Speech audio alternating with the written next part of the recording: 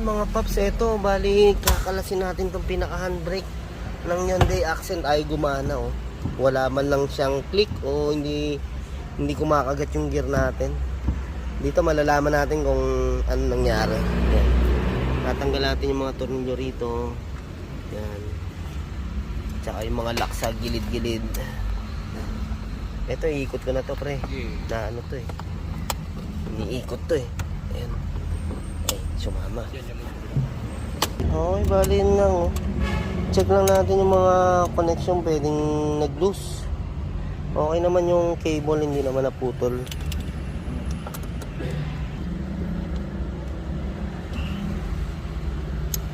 Ayan mga paps, ito nire-repair namin yung handbrake ni boss kasi nga hindi gumagana.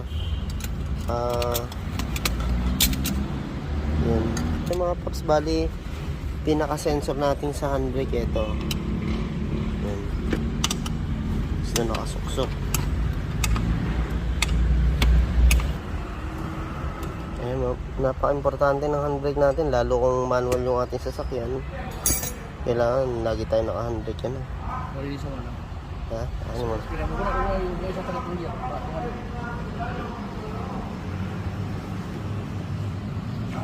Okay, ito na yung ating pinaka-handbrake ng Hyundai Accent yan. Mga paps, i-a-adjust lang natin. Gaya na ito. Tsaka lilinisin natin. Ito yung sinasaksakan ng indicator natin ng handbrake para malalaman natin kung naka-handbrake tayo. Yan. Tapos ito naman yung pinaka-gear. Pagka inaangat natin yung pinaka-handbrake, andyan yung pinaka-gear. Yan. Ito yung nakakonect sa ating drum brake sa likod.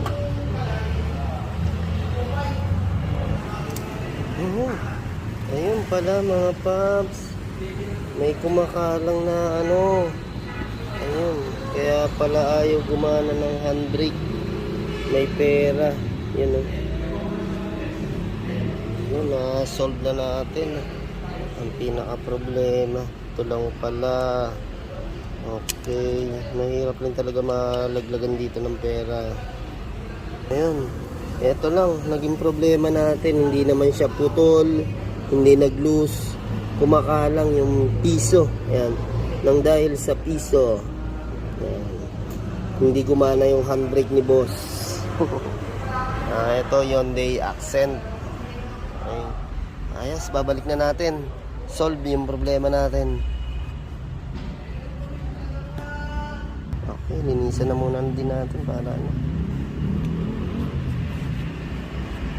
Yan mga paps, pagka halimbawa nangyari yung ganun, check nyo lang, pwedeng may kumalang sa ating handbrake. Malala. Oo, ito ikakabit mo na. Malala. Ha? Gear oil muna. Ayan, kaya natin nalaman dito yung problema sa ating pinaka handbrake.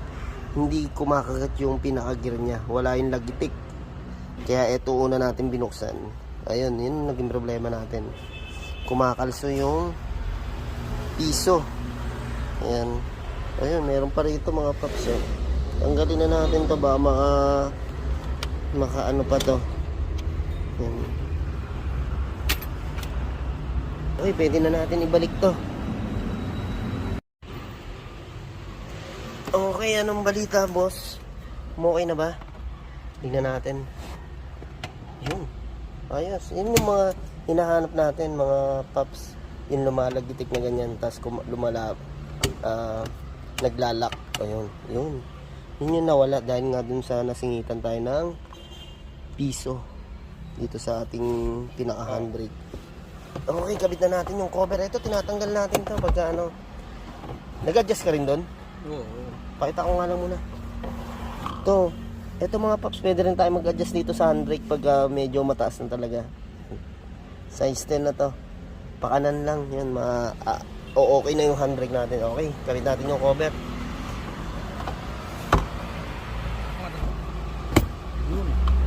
Yung mga boss, naka-clip lang to mga to. Naangat lang natin yan. Yun o. Sabi ko na, paps.